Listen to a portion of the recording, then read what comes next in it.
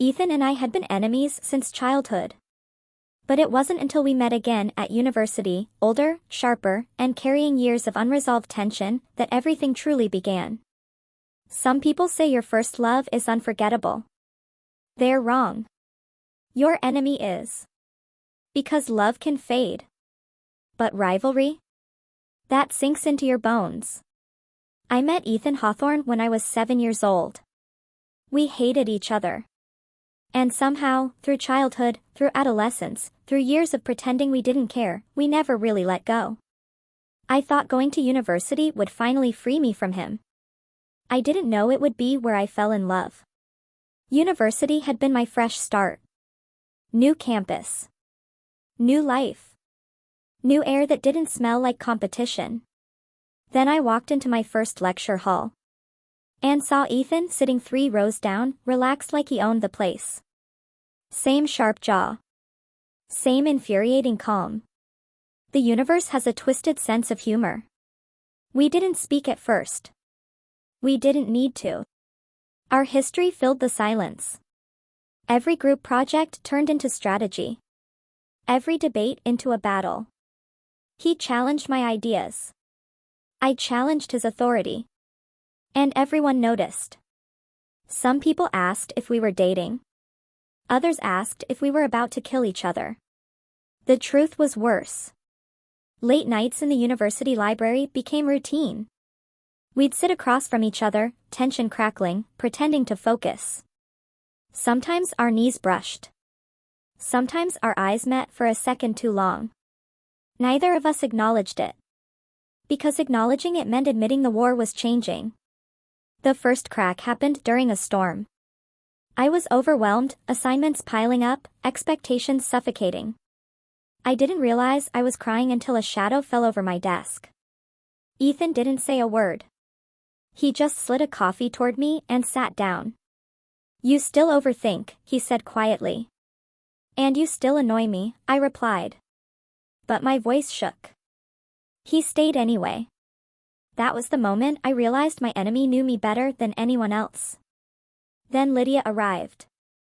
Soft-spoken. Elegant. Calculated. She sat beside Ethan in lectures. Touched his arm when she laughed. Watched me like she was memorizing my weaknesses. She never insulted me. She didn't have to. Then a boy named Marcus came into my life quietly. Kind. Warm. Safe. He was such a cool person. After weeks of Ethan pulling away, safety felt tempting. So I let Marcus walk me across campus. Let him sit beside me. Let people assume. I didn't notice Ethan watching. Until he stopped hiding it. The jealousy was subtle at first. Sharper comments. Dismissive laughs. Then came the confrontation. "Enjoying the upgrade?" Ethan asked one evening. I laughed bitterly. "You don't get to care." His eyes darkened. "That's where you're wrong." If jealousy is proof of love, Ethan was drowning in it. Lydia filled the silence he wouldn't. She told him I was playing games. Told him Marcus was just a distraction. Told him I'd never choose him. And he believed her. Because believing her hurt less than hoping. The campus gala was the breaking point. Lights. Music. Laughter. I wore a deep blue dress Marcus said made me glow. Ethan arrived with Lydia on his arm. The look he gave me when Marcus leaned close? I can't even explain it. I didn't hear Ethan say he was jealous. I felt it.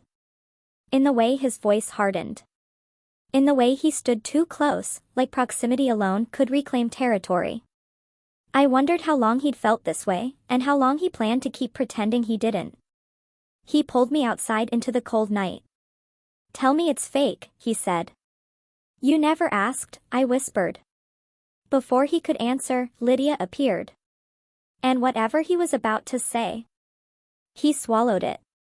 Some truths die not because they're false, but because the timing is cruel. The lie unraveled days later.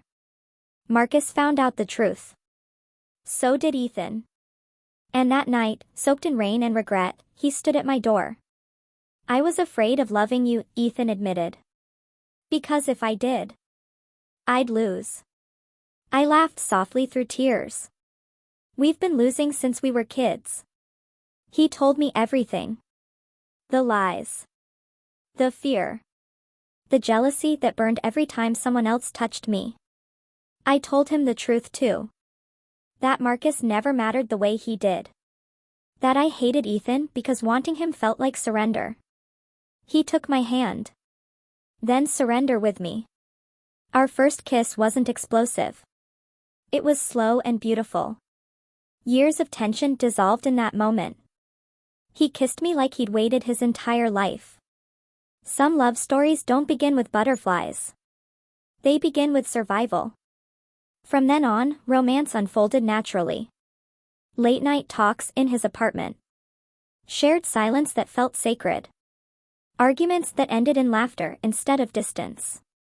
Lydia faded out of our lives quietly. She never stood a chance. Now, when Ethan looks at me, there's no rivalry. Only warmth. Only choice.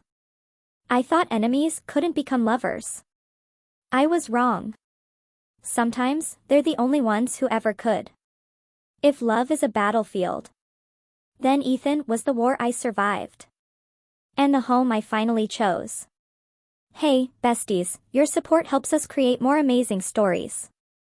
Please like and subscribe for more.